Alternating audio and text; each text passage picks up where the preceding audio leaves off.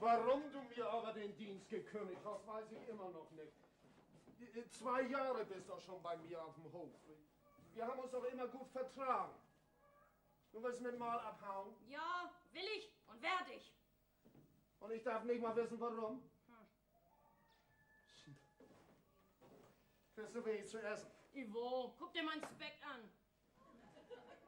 Ist dir die Arbeit zu viel? Dann wäre ich schon lange weggelaufen. Kriegst du wenig Lohn? Der ist überall zu wenig.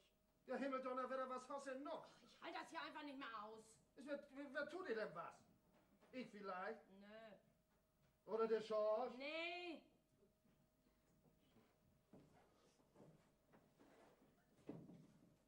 Oder vielleicht gar der Opa? Dieser ausverschämte Spitzbube da. Aha, da haben wir das. Der Opa ist die Fliege in der Suppe. Ich kann dir gar nicht sagen, wie der Mann mich in den 2 Jahren hier gepiesackt hat. So. Und du ihn nicht? Ich hab mir bloß nichts von ihm gefallen lassen. Ja.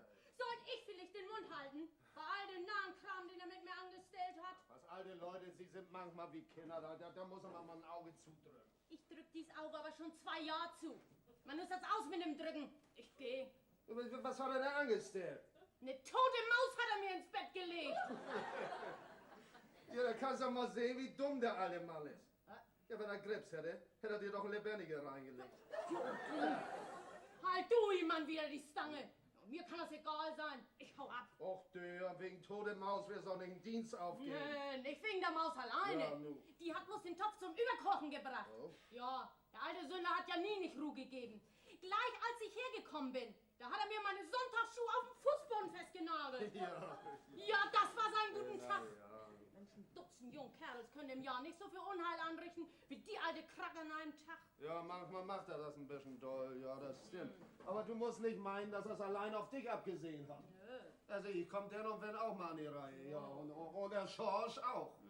Oder meinst du, ich hätte mir gestern meinen Salat selber mit Spiritus zurechtgemacht? Ne? Ach nee, nicht mal bei der Arbeit kann er ihn in Frieden lassen. Immer steht er hinter an. Ja. Weiß alles besser und alles geht ihm zu langsam. Mensch, was hat der bloß schon für Schaden angerichtet? Ja, das ist nicht ganz so unrecht, was du da sagst. Aber guck mal, als ich meine Frau, ja, die schon lange tot ist, als ich die geheiratet hab, da habe ich den Opa als Mitgift zugekriegt. Oh Gott. Ja, kann ich doch nicht einfach rausschmeißen. Nee, von mir aus kannst du ihn einrahmen lassen. Also was ist du? Kann ich heute gehen? Ach, der muss denn das so schnell sein? Je schneller, desto besser. Anders breche ich den alten Piesacker noch in der Mitte auseinander. Ja, nur. Wenn du absolut keine Lust mehr hast, kann ich dich schon nicht halten, aber vielleicht überlegst du dir das nochmal. Da gibt das nichts mehr zu überlegen. In einer halben Stunde sag ich dir ja Tschüss. Oh, nee. Hast du denn schon eine andere Stelle? Die werde ich schon finden, du. Gibt überall zu wenig Leute. Ich krieg doch von dir ein gutes Zeugnis, ne? Ja, nur das versteht sich ja, das hast du verdient. Naja, dann will ich nur mal meinen Koffer packen. Aber wenn den Opa mit einpacken würdest, ich hätte nichts dagegen. Du, dann backe ich da aber eine Adresse auf und schick den Koffer sofort in die Hölle. Himmeldonner, noch mal zu, da habe ich aber genug. Mensch, Junge, was hat der Hut dir denn getan? Das ist doch keine Arbeit mit dem Opa. Er soll zu Hause bleiben und Eier legen. Ich sammle mal meine Kartoffeln selber auf. Was macht er? Sammelt Kartoffeln auf? Kommt mit dem Spaten an, spuckt in die Hände und sticht die Kartoffeln alle mitten durch. Verdammt nochmal, du hast ja die Nase voll. Ich schon lange. Und ich am längsten. Ho, zum Glück bin ich hier ja nicht festgenagelt. Wenn ich mich schon über ein Mannsbild ärgern muss, dann muss das zumindest ein Jungkerl sein. Okay. Oh, nee. Was ist denn? Hier, Katrin hat mir den Dienst gekündigt. Katrin? Ja. Warum denn? Wegen Opa. Na, also, da haben wir das. Nun geht uns die Einzige, die das länger als 14 Tage bei dem alten Knacker ausgehalten hat, auch noch zum Teufel. Ja, du, das ist schon Kreuz. Hast du dich ja selber aufgeladen, das Kreuz? Ach, verdammt nochmal, was fallt ihr denn alle über mich her? Hab ich Schuld daran, dass Opa auf der Welt ist? Nee, Na. Dafür kannst du nicht. Aber dass der auf unserem Hof rumsitzt, die Leute durcheinander bringt und alle Sachen verkehrt macht, da hast du Schuld an. Wo du gehst und stehst, tanzt er vor der Nase rum. Was er anfasst, ist kaputt. Ja, und wo man einen schlechten Spaß machen kann, da tut er das. Och, verdammt nochmal, müssen wir uns denn von dem alten Knackerkopf auf der Nase rumtanzen lassen? Warum schmeißt den Hut denn immer auf die Erde? Meinst du, da wäre er besser von? Ist ja Opa seine.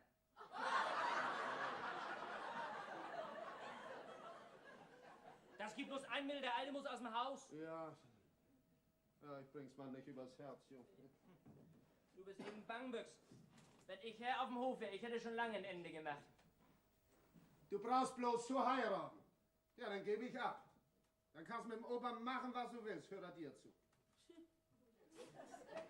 Junge, das lohnt sich ja direkt, dass ich mich deswegen nach dem Mädchen umsehe. Du, da brauchst du dich gar nicht nach umzusehen. Nee, ich hab schon eine für dich ausgesucht. Ah, die mache ich nicht. Oh, du schnack doch nicht. Du kennst sie ja gar nicht. Ich hab dir schon mal gesagt, ich nehme keine, die ich nicht von innen und außen kenne. Und ich sag dir, die gefällt dir. Mir gefällt sie doch auch. Nee. Hab sie noch nicht gesehen, nee. Aber der Fieseberg, der gibt ihr ein schönes Stück Geld mit, du. Das kannst meiner deren ein besseres geben als ein prahlen Geldsack. Ja, ich brauch neben dem Geldsack aber auch noch ein Mädchen, wo ich meine Freude anhab. Oh, was du alles auf einmal haben willst. Wenn sie ordentlich was mitkriegt, ist das ganz einerlei, wie sie aussieht. Tagsüber bist nicht zu Hause und nachts ist düster. Nee, Vater, das bei mir nicht zu machen. Und gegen das Heiraten habe ich ja nichts. Aber aussuchen will ich mir meine Frau selber. Oh, verdammt nochmal, da zeigt man so einen jungen Glückspott und der langt nicht zu.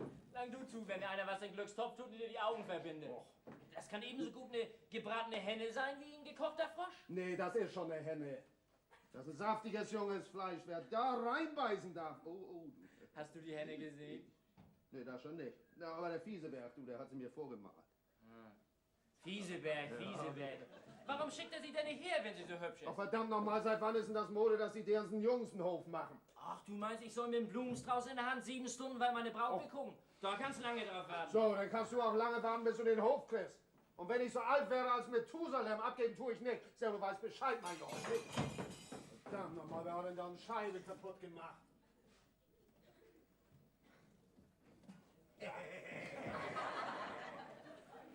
Ich hab den Glaser allang nicht zu verdienen gegeben, ne?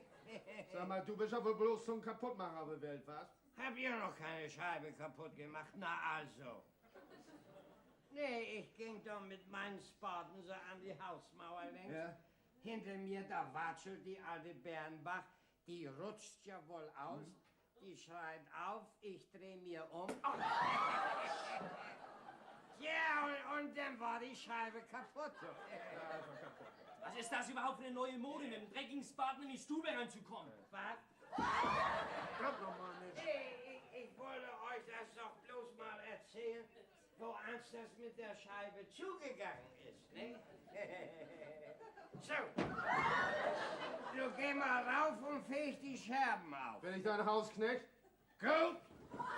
Dann soll Katrin damit abfahren, ne? Katrin fährt selber ab. Was tut sie? Ja, die haben mir einen Dienst gekündigt. Die geht heute noch aus dem Haus. Katrin? Warum denn? Weil du sie nicht in Ruhe lässt. Was, ich? Die soll sich nichts einbilden, die dumme Gans, die. Die ist für mich doch viel zu alt. Bei der Arbeit lässt sie dich in Ruhe. Komm, Was ist? von heute an fasse ich kein Werkzeug mehr an. So. Och, Opa. Opa, das musst du doch verstehen. Wir wissen doch, dass du uns gerne helfen willst. Nee, ist gut, brauchst gar nichts mehr zu sagen. Von heute an, da kann mir die Arbeit nachlaufen. Mir kriegt sie nicht. Und weil wir nun mal gerade dabei sind, sage ich dir gleich, deinen Nahenkram haben wir uns die längste Zeit gefallen lassen. Was denn für ein Nahenkram? Ja, der deren aus dem Maus ins Bett gelegt. Und meinen Salat, den hast du mit Spiritus zurechtgemacht. Ist das nix? Ach so. Ja. Weil ich mir Mühe gebe, dass ihr bei der Arbeit ein bisschen Unterhaltung habt, dann heißt das gleich Nahenkram. Gut, von heute an ist es aus mit der Vergnüglichkeit. So. Von heute an werdet ihr mit mir nichts mehr zu lachen haben. So. Was ist das? 9:45? Ja, 9:45 schon. Ja. Von Harvey an, da werdet ihr einen Opa haben, als ihr ihn haben wollt. So. Wieso denn erst von 10:30 an? Ja, weil ich erst mit Katrin abrechnen muss. So, nun habe ich Durst. So kann ich vielleicht mal in den Keller gehen und mir ein Glas Rotspon rausholen. Oder ist das auch Nahenkram, wenn ein alter Mann mal Durst hat? Bitte geh doch hin, hol dir ihn. Wir haben dir nie vorgerechnet, was du gegessen und getrunken hast. Nee. Na, sieh. Weißt du keinen besseren Platz für den Hut? Als hier der Fußboden. Wieso? Das ist ja dein Hut. Mein Hut? Ja. Nee, das ist dein Hut. Mach. Ich habe ihn bloß aufgesetzt, weil ich meinen nicht so schnell gefunden habe. Ich mein. Junge, ich lasse so.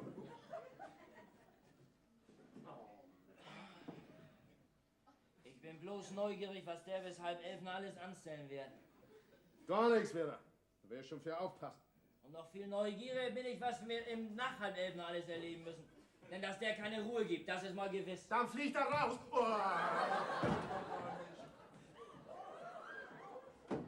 So. Oh, ich bin soweit. Nun sag ich dir tschüss. Sag mal, willst du wirklich gehen? Gerade eben hat Opa versprochen, dass er artig sein will. Versprochene Eier gehen 100 auf ein Dutzend. Ja, das ist ja auch nicht wegen Opa allein.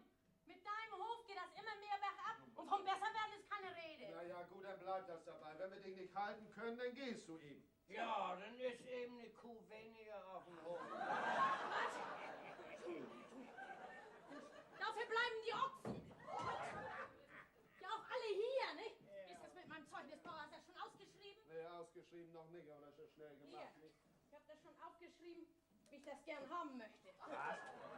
Tja, brauchst du nicht erst den Kopf zerbrechen. Ich sag ja, die deren, die muss in Silberpapier eingewickelt werden. Nicht? Aber so gut, dass sie keine Luft mehr kriegt.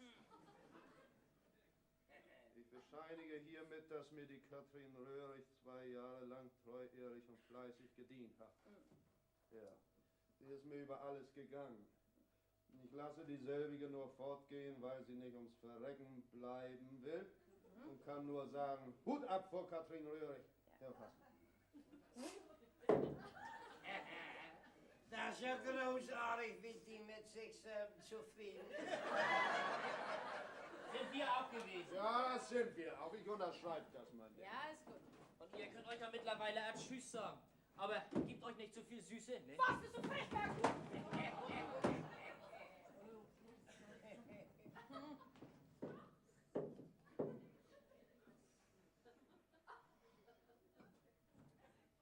Was soll das denn heißen, Katrin? Weißt du denn nicht, dass man den Feind nie nicht die Hinterseite zeigen darf? Ich bin kein Soldat. Nee, das bist du wohl nicht. Du bist eine alte Zwiebel. Wenn man dich anguckt, dann muss man weinen. Du bist ein alter Ochse. Und du hintrampelst das alles in Dutt. Oh, zurückschießen kannst du aber ganz gut, du. Das musst dir der Neid lassen. Schade, dass du weggehst, nicht? Mit dir, da kann man sich immer so schön streiten. Du, wie kommst du überhaupt dazu, zu den Bauern zu sagen, dass ich dich hier verjagt? Ist das vielleicht nicht wahr? Ich verjag dich? Oh, ich bin doch froh, dass du da bist. Oh, am Ende wirst noch gar jaulen, dass ich weggehe. Ja, das möglich, du. Am liebsten möchte ich einen Zylinder aufsetzen. Und wenn du weggehst, dann setzt der Bauer 2 Zylinder auf. Hat er das gesagt? Ja, das hat er gesagt. Der Bauer? Ja, der Bauer. Du kannst ja nicht sehen, wo er sich quälen muss. Und siehst das nicht ein, wie hoch ihm das anzurechnen ist, dass er dich für nix und wieder nix mit durchfuttert.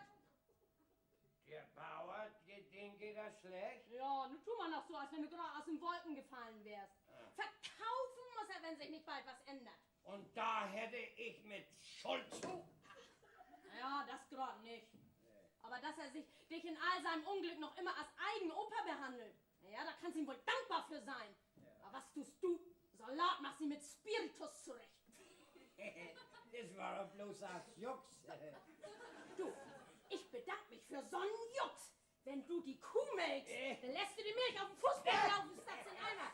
Beim Schweineschlachten, da triffst du das verkehrte Schwein. Und beim Mistaufladen, da kriegst du den Hahn auf. Nur hallo mal den Mund, du, ne? Ja?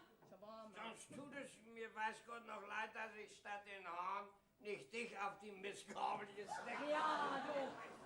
Das weiß ich schon lange. So, nun haben wir beide für alle Zeit und Ewigkeit ausgeschnackt. Ja. Amen. Darf man schon reinkommen? Ja, komm mal rein, du. Aber beinahe hättest du mich nicht wiedergefunden. Wieso? Wolltest du uns vielleicht auch noch ausknallen? Nee, das nicht, aber die hätte mich bald aufgefressen. Ist das mit meinem Zeugnis? Dauert das noch lange? Nein. Hier ist er. So in Ordnung. Ja, das stimmt. Dank dir auch, Bauer. Dein Geld hast gekriegt? Ja, ich danke dir auch. Ja. Koffer? Ja, dann fass ihn noch an. Hab ich Wo willst du denn hin? Eine halbe Stunde weit fahre ich mit dem Autobus, damit ich schneller hier wegkomme. George, komm her, hier hast du eine Mark. Gib sie den Chauffeur, ne? Der soll sie eine Stunde weit mitnehmen. Behalt du, Mann, deine Mark. Sonst muss ein Jahr sparen, bis du so viel wieder zusammen hast. Ja, das war mal bloß ein Büchsenknopf. Jetzt los, Haus, los! Ach, tschüss auch, Bauer, ne? Pfui. Und mir sag's nicht, tschüss. Was? Mein Tschüss für dich findest in deiner Kammer, du! In meiner Kammer. Die wird mir doch keine Mettwurst ins Bett gelegt.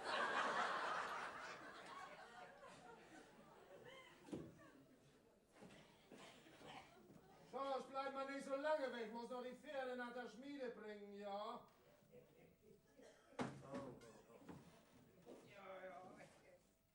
Na?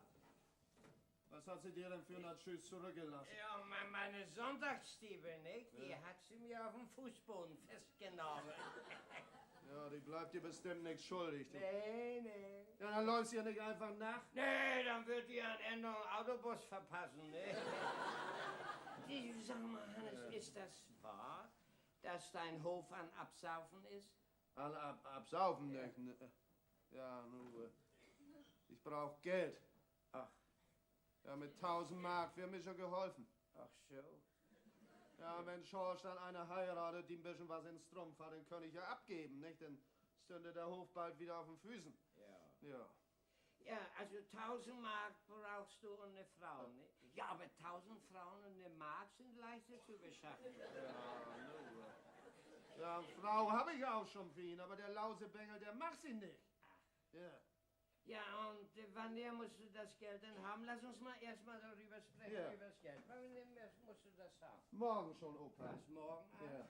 Und dann sagst du, dein Hof ist nicht am Absaufen? Ja. Dir läuft das Wasser ja schon in die Nase rein. Ja, du, die Zinsen bin ich auch schon 3-mal schuldig geblieben. Ach, das macht so viel aus? Nö, das ist nicht so schlimm, die Zinsen, das ist das Wenigste, weißt du. Es war schon mal eine kleine Hypothek, 1100 Mark. Ja, aber der Krämer kriegt was und das Dach muss neue Pfannen haben. Es kommt eben alles auf Mal, ne? Ja. Ja. So, hilf mir, wenn du kannst. Ja, das leicht gesagt, du. Ich bin doch nicht so ein Muster von Opa, der da hingeht und dreht einen den Hals um und der ihm dann 1000 Mark aus der Schublade klaut. Och Mensch, dir ist auch nicht zu reden. Erst tust du so, als wenn du ein paar Strümpfe voll 5 Markstücke für mich bereit hast und er ist alles wieder Blödsinn. Du bist ein Schafskopf, wo soll ich wohl ein paar Strümpfe und dennoch mit Geld herkriegen? Nee, Hannes, ich hab nichts. Wollte ich auch gar nichts von dir haben, aber tu doch nicht so, als wenn du mir helfen könntest. Ja, ich wollte das ja gern. Och. Aber ich kann das mal nicht. Ich kann dir bloß noch einmal versprechen, dass du dich nicht mehr über mich ärgern sollst. Nee? Nee. Wenn du dich von Harvey ab noch einmal über mich ärgern musst, dann kannst du mit mir machen, was du willst. Abgemacht? Ja, abgemacht. Abgemacht. Ja. Ja. Vater, das ganze Fass von Rotsbohnen ist in Nurs. Was? Opa hat vergessen, das Buntloch zuzumachen. Oh, Mensch, Opa. Nee, das war aber noch vor Harvey Das ist der ganze Wein zum Teufel. Ach, das macht nichts. Da war nichts mit los. Geh in den Keller, wisch das auf, nicht? Und lass die Tür offen, bis alles trocken ist, Ja, nicht? ist gut. Ja, was sagst du? Nix. Ich meine, was du nur machen willst. Ja, nee, sag mir doch lieber, was du machen willst. Das ist ja viel interessanter, ne? Ja, das weiß ich auch noch nicht. Ja, dann denkt der Mann mal drüber nach. Ich gehe erstmal in den Keller. Willst du den Schorsch wieder helfen? Nee, ich will bloß mal sehen, ob da in dem Fass nicht noch ein Glas Wein für mich übrig geblieben ist. Nee, so kann schon nicht weitergehen. Na, nu, wer kommt denn da?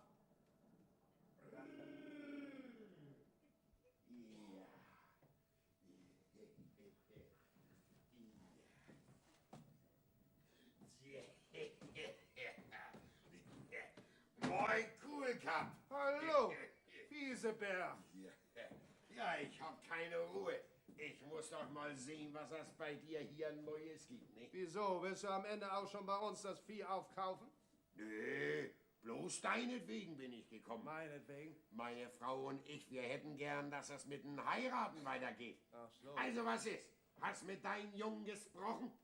Ja. Na, und? Mein Schorsch macht deine Eva nicht.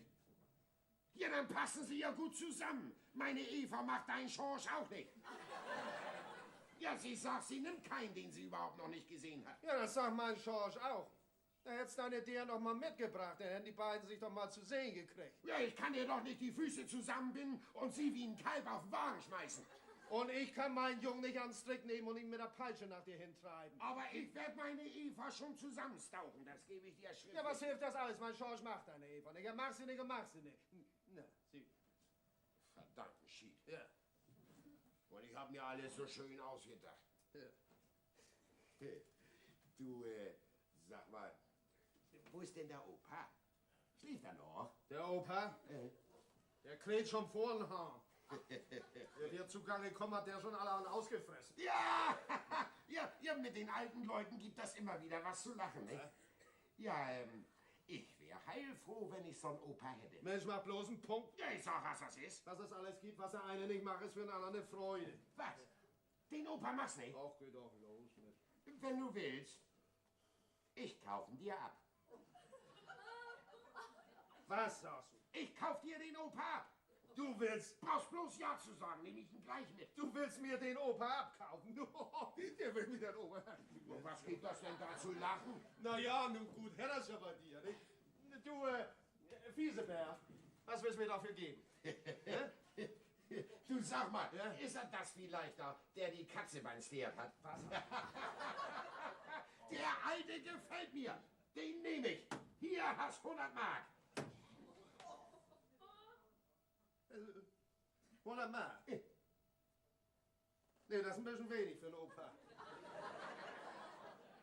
Ja. Du, da musst was zulegen. Ja, hat man sowas schon gehört? Für das Geld kann ich ja 10 Opas kaufen. Aber nicht so einen wie meiner. Ist ja lachhaftig, ist das ja. Gut, dann kauf dir mal einen anderen Wohnen, Opa. Also, dass wir nicht in Streit auseinanderkommen. Kohlenkamp, mach einen Preis. Gibst mir 200 Mark oder der Opa bleibt hier, komm. Du bist verrückt. Für das Geld krieg ich ja schon eine halbe Kuh. Dann setz dir mal eine halbe Kuh auf die Ofenbank, haben die Leute ja auch was zu lachen. Wie kannst du bloß für so ein altes Dackel so viel Geld verlangen? Mein Opa, der ist noch so gut wie neu. 80 Jahre, das nennst du neu. Für alten Wein musst du auch mehr bezahlen als für neuen. Gut, aber brauchen wir nicht weiter über zu sprechen. Der Opa bleibt hier. Bin froh, dass ich hier einen auf dem Hof hab, der uns so ein bisschen aufmuttern tut. Hast ja eben gerade gesagt, dass du ihn nicht machst. Wie passen das zu deinen 200 Mark? Das bleibt dabei. Du gibst mir 300 Mark. Oder wir brauchen über den Opa nicht mehr zu reden. 300? Eben hat er doch bloß 200 gekostet. Ja, wenn du noch lange schnackst, kostet er 400. Also 300 zum ersten, zum zweiten und zum... Was? 400! Ah, keiner mehr? Opa, du, wir haben wirklich bloß in Spaß um dich gehandelt. Ich bin der Fieseberg. Ach, der Fiese. Berg, du, das hab ich von dir gehört, du. Ja, na also, dann wirst du mir ja auch wohl glauben, dass ich bloß das Allerbeste mit dir im Sinn hab, nicht? Ja. Ja, wir haben ganz in Ernst um dich gehandelt. Ach, was? Ja, ich hätte dich zu gern zu mir nach Haus genommen, nicht? Ja, ich weiß, Herr Fieseberg. Ich habe auch abends draußen vor der Tür mit angehört, ne? Also du wolltest nur gerne, dass es mir in der kurzen Zeit, wo ich nur noch zu leben habe, ein bisschen besser gehen sollte als bis jetzt. Ne? Ja.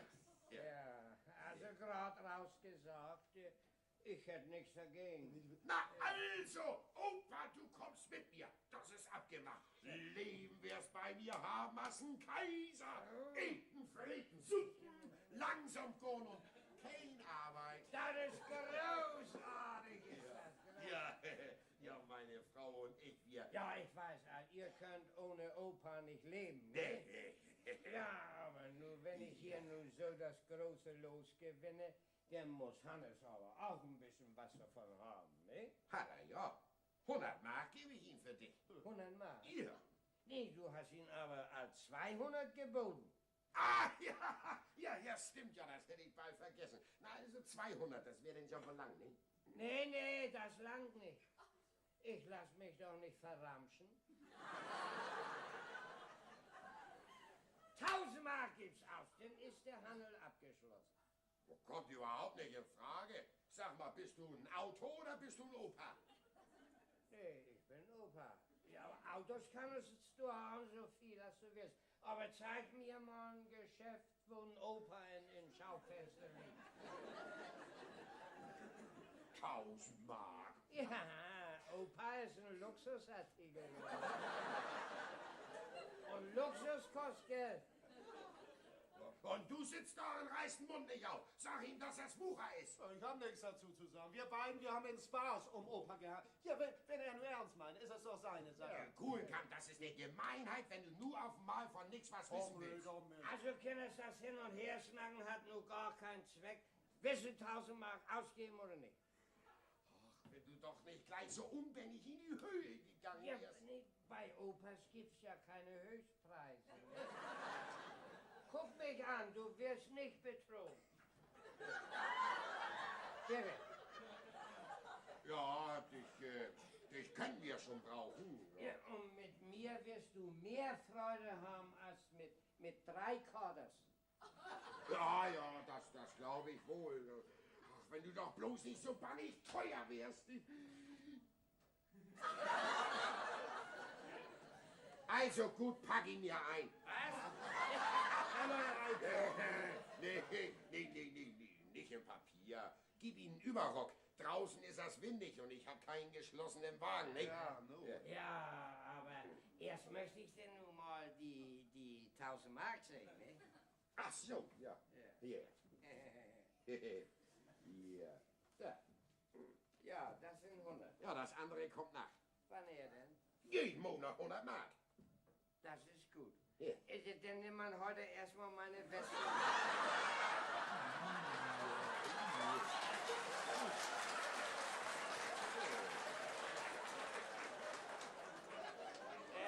Nee. Du kannst mich doch nicht auf Stollern kriegen. Warum denn nicht? Kriegst du heute alles auf Stottern. Mir nicht. Ich muss bar bezahlt werden. Sonst bleibe ich im Laden. Dummy noch mal. Ja. Nee. Hier. Da ist das Geld. Zähl mal. Ja. Ja. Fehlt einer. Fehlt einer. Ui, ihr merkt aber auch alles gut. Stimmt? Stimmt? Stimmt. Stimmt. Stimmt.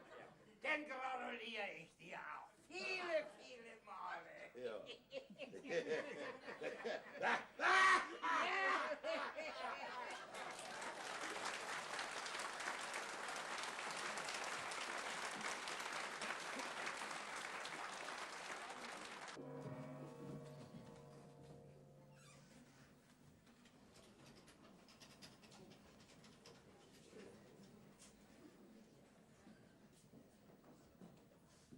Bauer, Was ist los?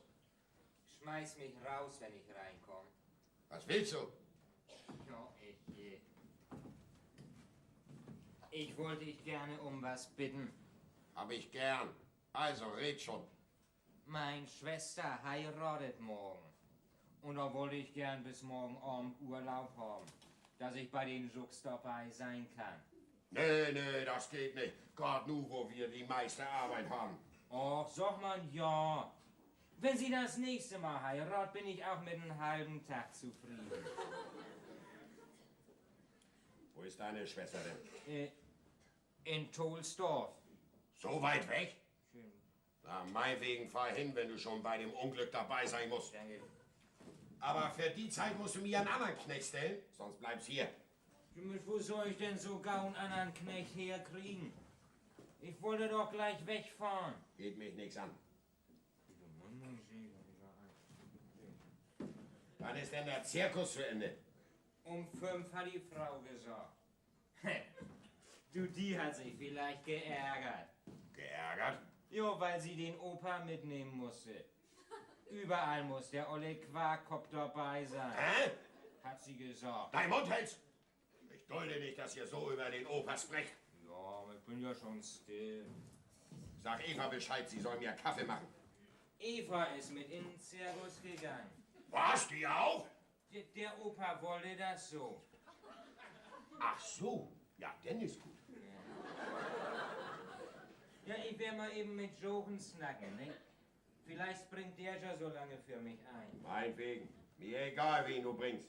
Aber nicht einer weniger arbeitet und mehr isst als du. Nee,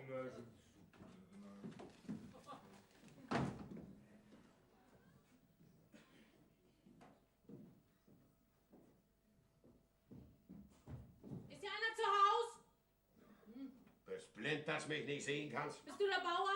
Nee, ich bin der Knecht. Kannst mir nicht sagen, ob der Bauer eine Magd braucht? Ne Magd? Kann schon sein, weißt du eine? Ja, mich selbst. Ist er zu Haus? Na, komm mal rein, wenn du mit ihm sprechen willst. Ja, ist gut, ich komm.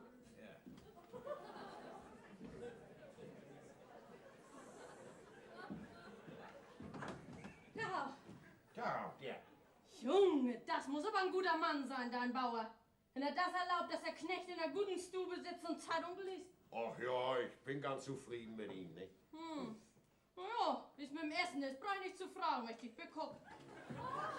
Du, und wie ist dir das mit dem Schlafen? Gut. Ich zum Beispiel schlaf bei der Bauersfrau. Was? Ja, gern tue ich das schon nicht, aber ich muss. Wieso musst du? Weil ich der Bauer bin. Du bist... Dann kann ich schon gleich wieder gehen. Nee, bleib mal hier, du gefällst mir. Bist ein stramme der. Ja, ne? Kannst denn auch arbeiten? Ja, überall. In Stall, auf dem Feld und im Haus.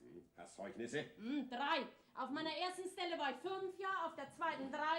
Oh, der letzten 2 Jahre. Ja, da hat mich so ein alter Knacker weggejagt. Anders wäre ich heute noch da.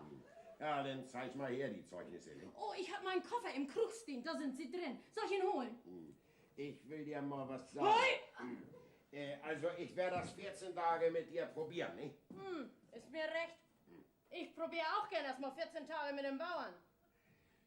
Also gut, hol deinen Koffer, kannst hier bleiben. Ja. Aber bei mir heißt das zupacken. Wenn nichts mit dir los ist, dann fließe 14 Tagen. Und wenn mit dir nichts los ist, dann fliege ich schon in 8 Tagen. Aber von mir aus.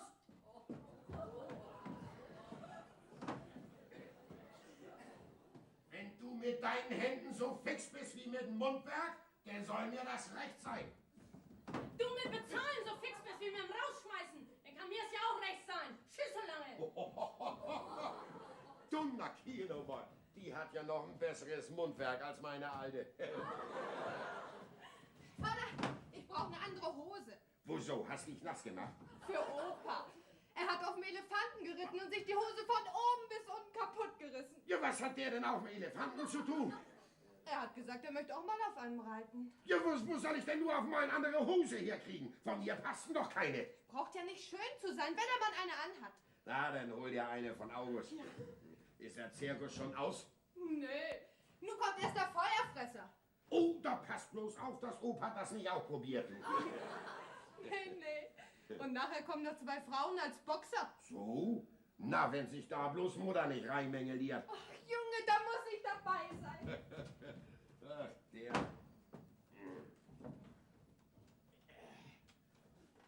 Hier.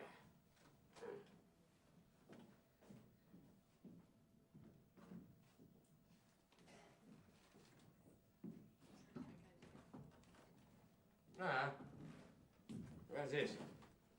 Will Jochen so lange für dich einspringen? Nee. Nee? Nee. Er hat gesagt, zu so'n Leuteskinder geht er nicht. Der alte Döskopf ist vielleicht noch mal froh, wenn er von mir einen Teller Suppe kriegt. Also, dann wäre das nichts mit deinem Urlaub. Nee? Nee. Meine Schwester hat aber geschrieben, ich soll ganz bestimmt kommen. Mir putt egal, was sie geschrieben hat. Ich leg mich einen Augenblick hin zum Schlafen. Wenn meine Frau kommt, dann wächst mich. Nee, Bauer, du, das geht aber auch. Dummy nochmal, wie komme ich denn nun bloß von hier weg?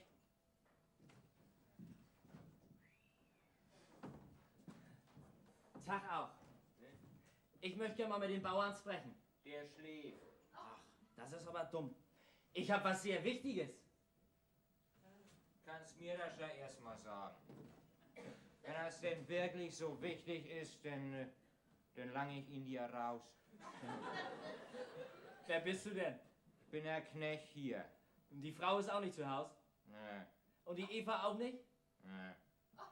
Ist so ein richtiger Trampel, die Eva, was?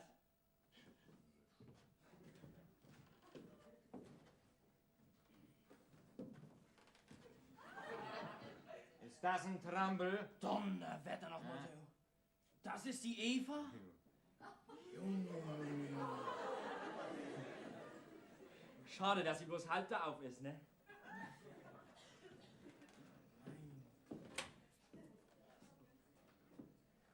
Da hast die andere Hälfte. Ja, der Bauer hat das Bild in der Mitte durchgerissen, weil das sonst nicht in den Rahmen reingeht. Ja, du, und gute Deren ist das. Du, wo sie das her hat, weiß ich nicht. Von der Mutter nicht, du. Und von den Vater all gar nicht. Ja, und die Eva sieht wirklich so aus wie auf dem Bild. Ja. Ja, bloß durchgerissen ist sie nicht. Du, ich will dir was sagen. Mein Vater und der Vater von der Eva, die haben miteinander ausgemacht, dass ich die Eva heiraten soll. Ja, ich habe mich dagegen gestemmt, weil ich sie ja gar nicht kenne. Und nun bin ich mit meinem Rad hierher gefahren. Ich wollte sie mir erst mal angucken. Ja, dann bist du das, den sie alle Stunde dreimal verhauen will. Sie kennt mich doch auch nicht. Oh, dann kann sie sich dir schon nun mal angucken, ne? Darum bin ich hier. Ja. Du! Willst du nicht bis morgen Abend als Knecht hier bleiben? Ich? Ja, ich muss so lange frei haben, weil meine Schwester heiratet. Ja, aber der Bauer, der lässt mir bloß gehen, wenn ich ihn so lange Ersatz stelle, ne? Tja, und wenn du nur so lange für mich als Knecht hier bleiben tätest, nicht, dann könntest dir doch bis morgen Abend die Eva so aus der Nähe angucken, ne? Mensch, das mache ich. Abgemacht. Abgemacht. Junge, nee, du, was wird meine Schwester sich freuen? Wie heißt du denn? Schorsch. Nee, von nun an heißt du Krishan. Ne? Und bist ein Freund von mir, der bei mir zu Besuch ist. Ich heiß August. Du, wenn alles gut geht, gebe ich einen aus. Das mache ich hören, John. Nee, du, was wird meine Schwester sich freuen? Bei so einem Gesammel, da kann man ja nicht schlafen. Wer ist das denn? Das ist mein Freund Krishan. Der bleibt bis morgen Abend an meine Stelle hier. Ja, ich wollte eigentlich bloß mal August besuchen, ja, aber weil ich gerade nichts anderes vorhab, bleibe ich bis morgen Abend für ihn hier, wenn dir das recht ist. Mir egal, wer seine Arbeit macht. Aber gemacht werden muss sie. Das wird sie, darauf kannst du dich verlassen, du. Wie kann ich denn nun gehen, Bauer? In Viertelstunde fährt mein Zug. Da meinetwegen, hau ab. Aber bleib nicht gleich eine ganze Woche. Nee. Heute Nachmittag bist frei. Heute Abend ist Stallarbeit. Ja, ist mir recht. Dann bring ich ihn doch eben an die Bahn und guck mir das Dorf ein bisschen an. Ja. Ja, dann tschüss auch, Bauer. Oh, nun sei mal nicht traurig, ne? Morgen hast mich schon wieder. Junge, nee, du, was wird meine Schwester sich freuen?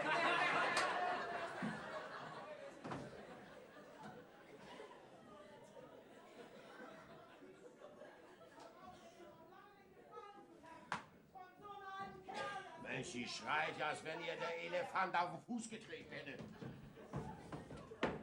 Also das sag ich dir. Der Alte kommt aus dem Haus und das heute noch.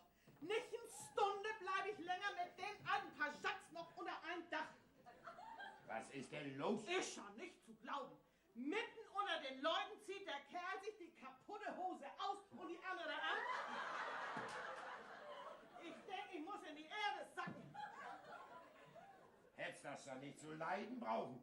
Nicht zu leiden brauchen. Hab ich doch erst gesehen, dass er schon in der Unterhose neben mir stand. Und darum sag ich, der Opa kommt aus dem Haus. Der Opa bleibt hier. Gut, denke ich. Steht da irgendeine Weg? Tut er dir was? Schnack, was du willst, ich leid das nicht länger. Der Kerl, der verschandelt uns ganze ganze Familie. Und ich sag, er bleibt hier und was ich sag, das gilt. Schluss. Und ich bitte mir aus, dass er mit den Opa besser umgeht. 20 Mal habe ich dir schon gesagt, du sollst ihn nicht immer so anböken. Ja, ich weiß. Vorne und hinten soll ich um ihn rum sein, nicht? Das schönste Stück Fleisch soll er kriegen. Und den größten Klöße soll er kriegen. Und den schönsten Kaffee soll er kriegen. Husten werde ich ihm was. Gar nichts wirst du. Du wirst das machen, was ich dir sag. Sonst wirst mich mal losböken hören, dass dir die Ohren wackeln. Also wegen so einem Kerl, da muss man sich hier so anlaffen lassen.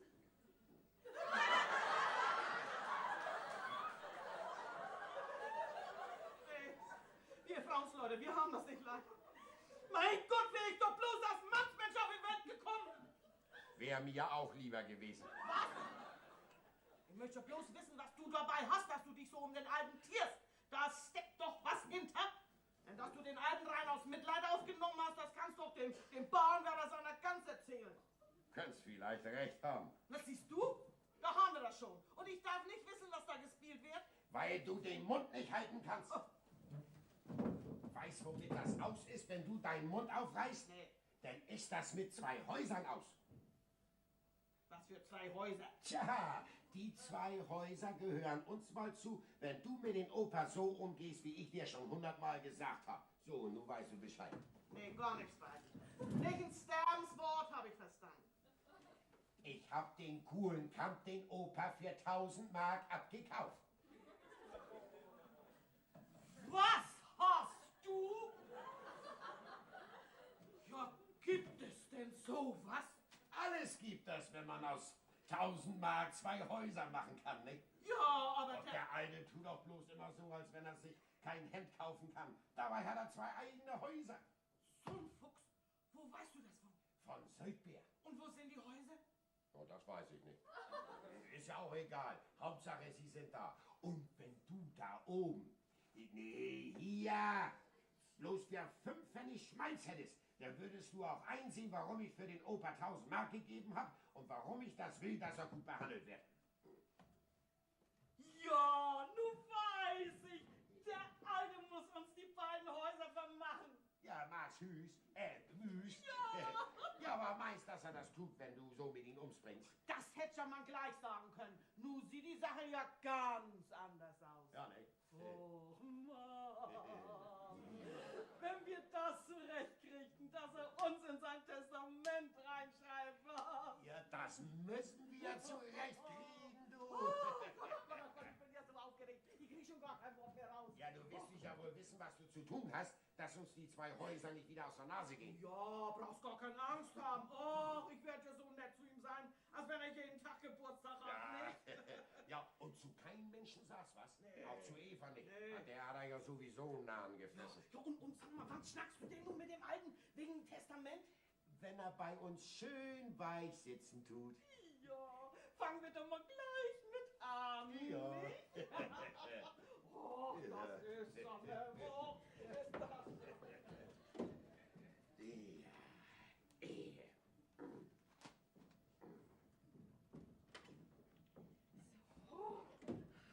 Weg da! Was?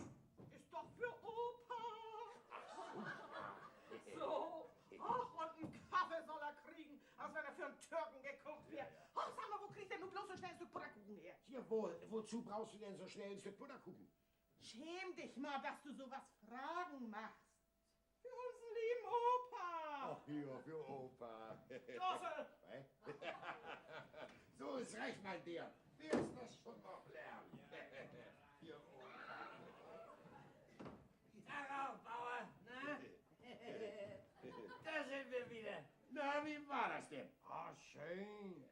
Ganz wunderbar schön. Am liebsten gehe ich heute Abend gleich nochmal wieder hin. Kannst machen. Brauchst bloß zu sagen. Fein, dann gucken wir uns den Löwen noch mal an.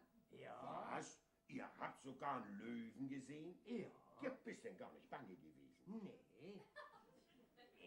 Der Löwe vor mir.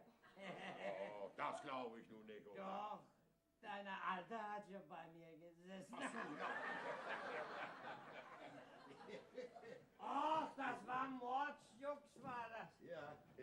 Was ist das hier? Ja, das für dich, Opa. Komm. Für mich? Ja, schön weich soll's bei uns sitzen. Na nu. Ja, probieren wir Also mal. gediegen. Ja, schön, ne? So, Opa, und nun erzähl mir mal, was hat dir im Zirkus denn am besten gefallen? Dass deine Alte sich so über mich geärgert hat. Oh, ihr Gesicht hättest mal sehen sollen, du, als ich da oben auf den Elefanten saß, du, und dann das Theater mit der Büchse. Wenn ich nicht gerade einen Prim im Mund gehabt hätte, hätte die mich bestimmt übergeschluckt, du.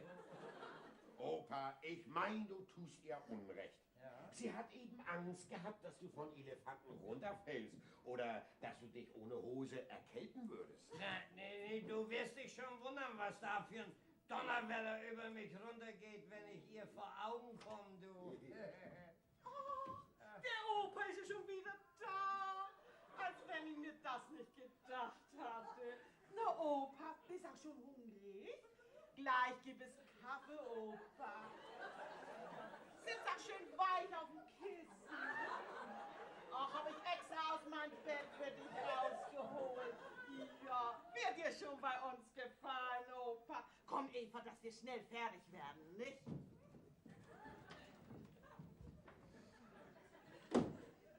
Wer war das denn?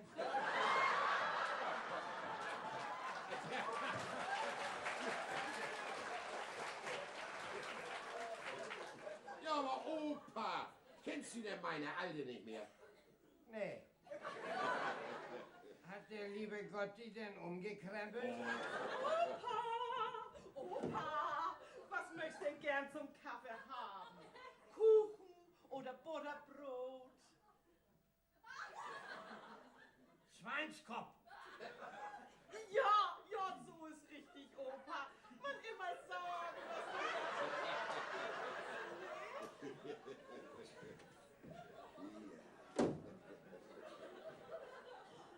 Also sag mir bloß mal, was ist denn mit der eigentlich los? Was soll denn mit ihr los sein? Gar nichts. Sie hat sich eben an dich gewöhnt. Gerade eben hat sie mir noch gesagt, wie gern sie dich hat. Das war gediegen. Wieso denn gediegen? So einen lieben Menschen als dich muss man doch gern haben. So? Hast du mich denn auch gern? Ja, würde ich denn sonst wohl 1000 Mark für dich ausgeben? Du kannst mich auch gern haben, du. So, nun habe ich Durst. Ja, soll ich dir was zu trinken holen? Ja, aber nicht aus der Pumpe. Opa. Aus dem Keller. Ja. So.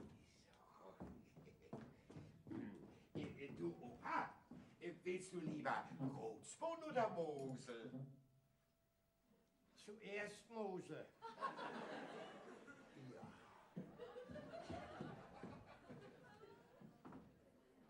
Was ist das denn? Wer hat mir denn da ein Notizbuch in die Tasche gesteckt?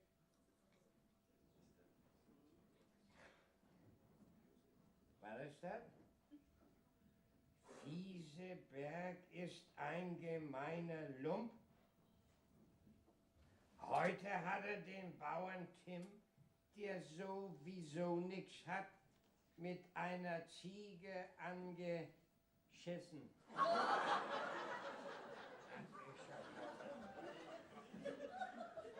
Fieseberg ist ein ganz schlechter Kerl. Jetzt hat er wieder den Wirt beim Kartenspielen um ein ganzes Fass Wein angeschmiert. Das ist ja ein So, Gaum. Opa. Nun trinkt man erstmal. Ist eine feine Sorte. Ja. Stiefel ausziehen!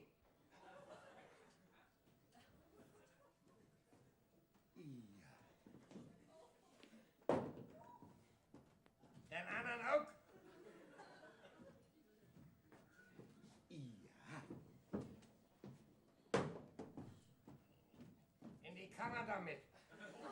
Und denn meine Hausschuhe her? Ja, Opa.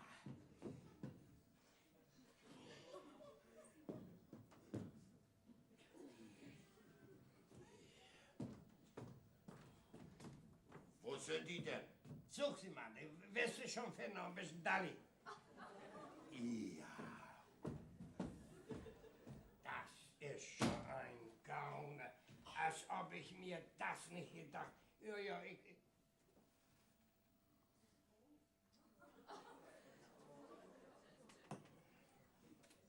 ich hab das ja gewusst. Schissen, schmieren.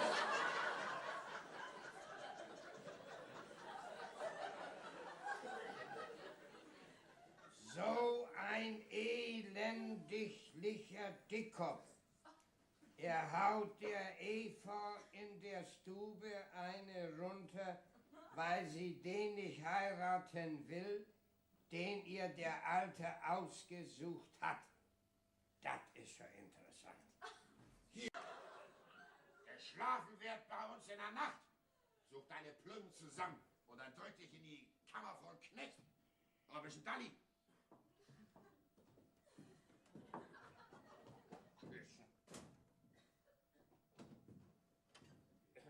So. Na? Hast Eva eingeschlossen? Ja, zweimal umgedreht und Schlüssel abgezogen. Und wo ist Schorsch? Ja, der ist weg. Den habe ich gar nicht mehr gesehen. Aber die Eva bleibt eingesperrt. Hat sie mir den Sonntag verdorben, dann braucht sie es auch nicht besser zu haben. Sag mal, was wäre denn nun mit Opa? Tja, was wäre? Oh, du lauf mal schnell rüber in den Krug. Da sitzt der Kuhlenkamp. Er soll hierher kommen. Ich hätte ihm was zu sagen. Glaubst du denn, dass der den Alten wieder zurücknimmt? Der muss. Aber kein Wort sagst von dem Brief von Südwehr. Sonst liegen unsere 1000 Mark auf dem Mist. Ja, dann mach mal zu, dass du nicht zu spät kommst. Ja, bin ja schon weg.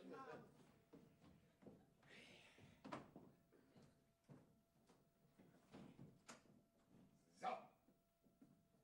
Der eine, der liegt am Boden.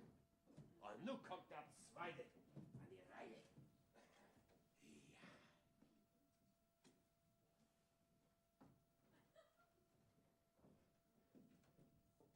Was hast du denn schon wieder? Ich hätte gern gewusst, warum du Schorsch rausgeschmissen hast. Das geht dich einen Dreck an. Aber wenn du das schon wissen willst, dann sage ich dir, rausgeschmissen habe ich ihn, weil er hinter unserer Eva her war. Und weil er sich für einen Knecht ausgegeben hat, wo er doch in Wirklichkeit Schorsch Kuhlenkamp ist. Ja, das hat er fein gemacht, ne? Ein Schwindler ist er.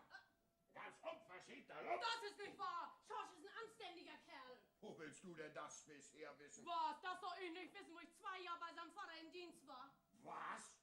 Tja, ich komm doch gradwegs von Kohlenkamp zu dir. Du kommst von Kuhlenkamp? Tja. Na, da habe ich auch einen schönen Fang gemacht. Was von Kuhlenkamp kommt, ist alles nichts wert. Oh, was fällt dir ein? Was? Hier, komm, hier. Lies mein Zeugnis.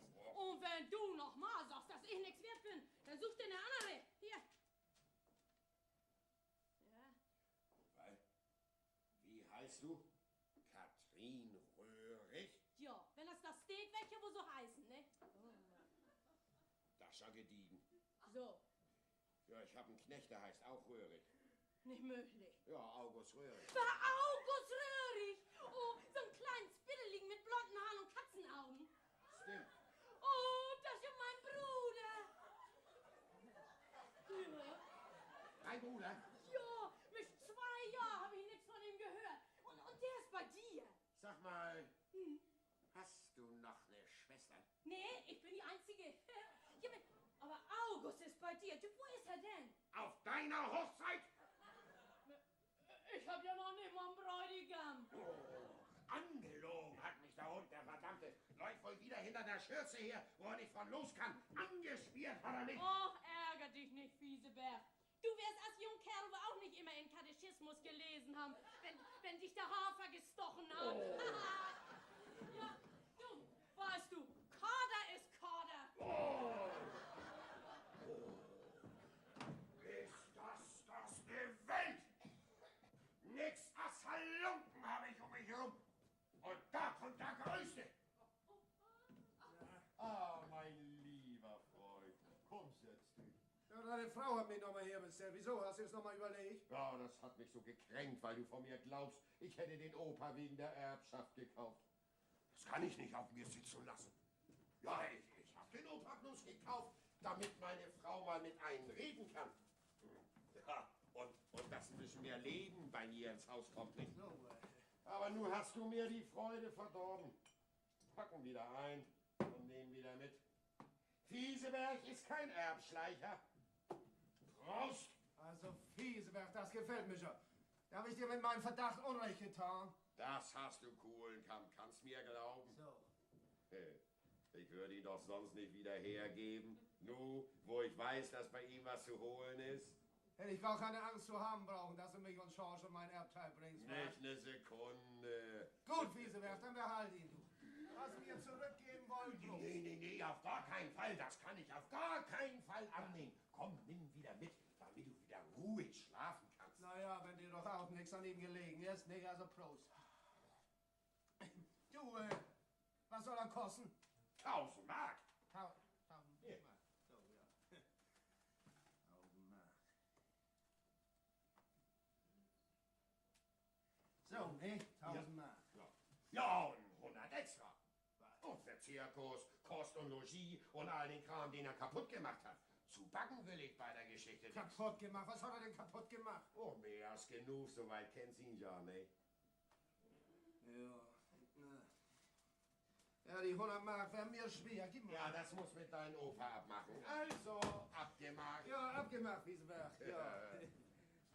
Und dann ist mir inzwischen der Zug weggefahren. Da macht nichts, nimm ihn nicht.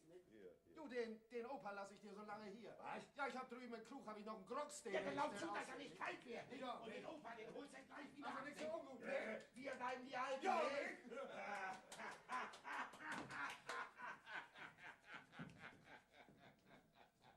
So, mein Junge, du hast du deinen Opa wieder. Und ich mein Geld. Ja. So.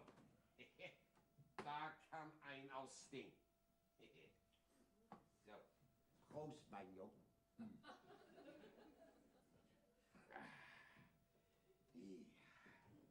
Na, hast du wieder verkauft? Ja, für 900 Mark. Was? Ja, 100 musste ich ablassen, weil wir ihn ja 3 Tage gebraucht hatten, ne? Naja, mach nix. Lieber 100 Mark zu wenig, als ein Opa zu viel, ne? Aber der Söldner, der wird was erleben.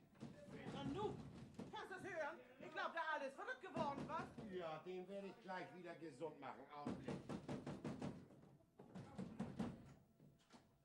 Raus mit dir! Der Kuhlenkampf habe ich wieder zurückgekauft. Jawohl, du gehörst uns nicht mehr. Nee, Der Kuhlenkamp hat mich wieder zurückgekauft. vor ein paar Minuten. Ja. Und hat er dir auch das Geld für mich wieder zurückgegeben? Ja, da liegt er. Ja, der Kuhlenkamp, das ist genau so ein Döskopf Ja. wie mein Mann. Der glaubt, der geht von deiner Leiche mit 2 Häusern nach Hause. Na, was sagst du? Großartig hat Kuhlenkamp das gemacht. Ganz großartig. Nee, ich habe nämlich wirklich 2 Häuser. Du hast... Ja, 2 schöne Grundstücke mit Vieh und Feld und alles, was dazugehört. Auf dem Mond vielleicht. Ja.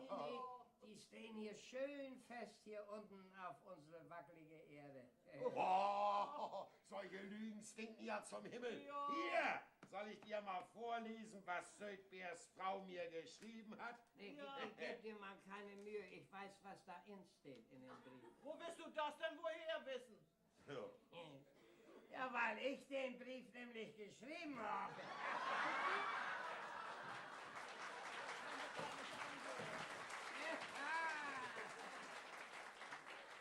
Der Brief ist von dir. Ja. Och, du bist ja nicht einen Schritt aus dem Dorf raus gewesen. Und der Brief kommt aus Lünkenhagen, wo Söldber wohnt. Natürlich. August hat ihn ja auch gestern Abend mitgenommen und ihn da aufgegeben. August? Ja. Und zu mir hat er gesagt, er war auf der Hochzeit von seiner Schwester. Ja, das war eine Erfindung von mir. Ach, auf die Stunde habe ich gewartet. am Weihnachtsmann. Spitzbube! Jawohl, Fieseberg, ich will immer was sagen, du, das gibt zweierlei Sorten von Spitzbuben. So eine als du und so eine als ich. Und über welche sich unser lieber Gott nur mehr freut, du, das brauche ich doch wohl nicht erst zu sagen. Nicht? So, Opa. Dann ist das gut, dass du da bist. Ja. Dann können wir das gleich abends in Ordnung machen. Nicht? Also, Fieseberg, ich möchte gerne die Hypothek zurückkaufen, die du auf Hannes sein Hof hast. Opa, wer hat dir denn das gesagt? Ja, er war so freundlich. Was? Er hat nämlich von der Sparkasse die Hypothek übernommen, um dich von deinem Hof zu bringen. Oh, so lump aber auch. Nein, nicht anrühren! Mein Mann hau ich selber!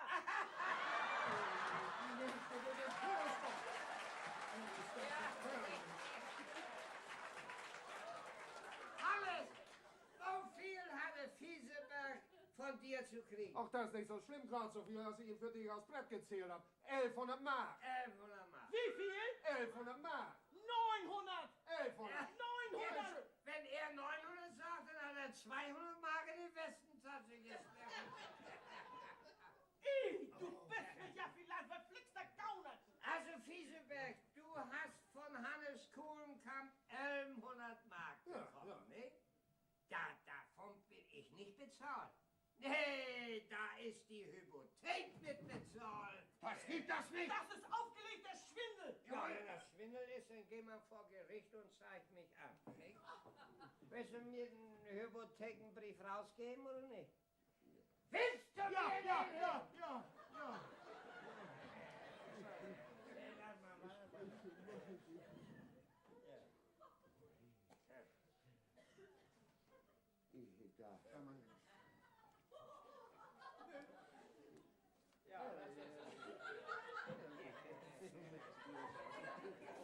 Komm, Hannes, da hast ihn.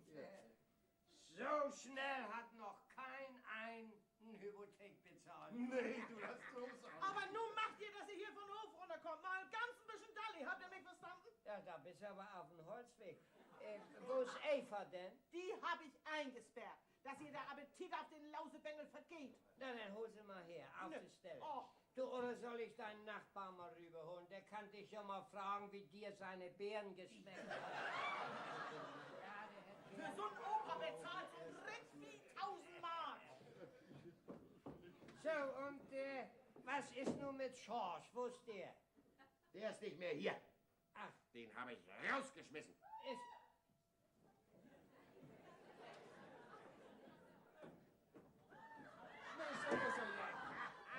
Na, weit hast du ihn aber nicht geschmissen. Du. Heute hat uns der Teufel beim Kanthagen.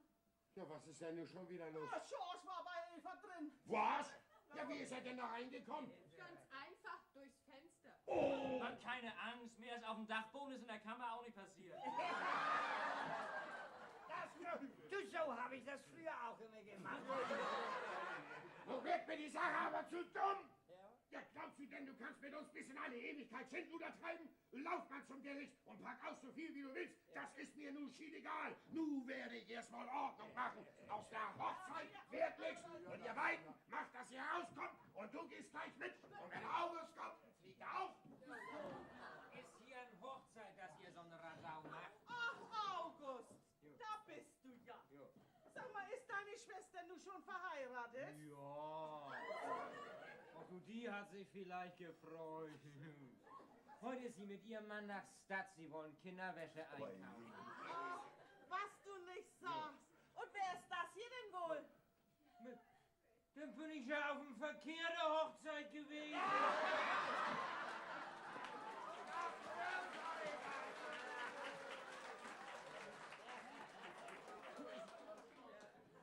Heute hast mich zum letzten Mal für einen Bauern gehalten. Du unverschämter Briefträger, du!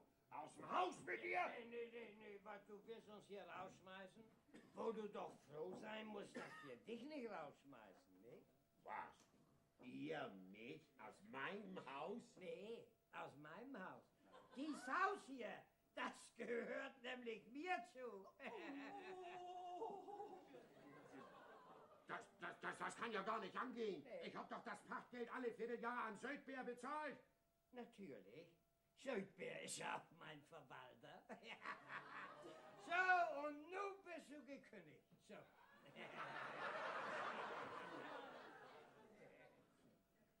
Also gut. Dann gehen wir. Ja. Gott sei Dank ist ja nun endlich das Haus bei der Schule zu kaufen. Tja. Ja, aber nicht von dir. Wieso? Willst du mir da auch einen Knüppel zwischen die Beine werfen? Nee, das hab ich halt.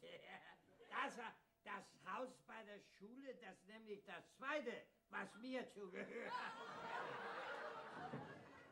Ja. Nun gebe ich's auf. Von dir kann ja der Teufel noch was zulernen. Der Teufel nicht, aber so Leute hast du. Opa, ich weiß gar nicht, was ich dazu sagen soll. Warum hast du mir die beiden Häuser denn bis jetzt verschwiegen? Ja, nee, ich wollte gerne, dass du deine Wirtschaft wieder mit deinen 2 Händen in die Höhe kriegst, nicht? So. Und nicht mit meinen beiden Häusern. Liebe Zeit, nee, was machen wir denn nun bloß? Ach, schau nicht. So arm wirst du doch wohl nicht sein, dass du nicht weißt, wo du morgen schlafen kannst, nicht? Opa, ich bitte dich, sei nicht so hart zu meinen Eltern. Nö, Mann, der bin ich ja auch nicht. Ich hab das eben ein bisschen blitzen, ein bisschen donnern lassen, nicht? Und nun lasse ich auch die Sonne wieder scheinen. Da, Fieseberg, was hast du nur von Eva und George? Was, bist du immer noch dagegen? Nee. Na, das freut mich. Nun guck an. Ja, und über das Haus bei der Schule, nicht? Da kannst du ja mal mit dem Hauswirt drüber snacken, nicht? Mit dir? Nee, mit George. Ja, die 2 Häuser, die gehören von heute an ihm. Junge, nun habe ich sogar 3 Bauernhöfe. Nee, mit 1 oder 2 wirst du all genug zu tun haben. Ja, und ich. Und Hannes, du bleibst auf deinem Kohlenkampfhof. Du bist noch zu jung zum Abgeben, nicht? Du wirst die Wirtschaft wohl wieder in die Höhe kriegen und ich werde dir dabei. Nee! Nee, zugucken. Ach so. Na, und Aus nehmen wir mit, nicht? Aber das kann ich dir sagen, Aus. Alles kannst du dir auf unseren Hof für dein Geld kaufen. Bloß kein Notizbuch. Ja? Ja. Und ich? Ja, du kommst auch mit. Nee, dich kann ich nicht missen. Nee. Ich muss doch einen zum Ärgern haben. Oh, Ja, warum denn bloß kein Notizbuch? Ja, darum. Ja, ich heft ihn Büchs anhat, du. Opa, ich schäme mich ja so. Gibt es denn sowas, dass die Hand, die er neben den Hals noch zudrehen wollte, schon gleich wieder ein kann? Aber das eine verspreche ich dir heute schon, Opa.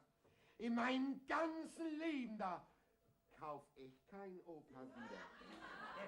Nee, so ein als mich wirst auch in deinem ganzen Leben nicht wieder kriegen. Nee, nicht, Opa!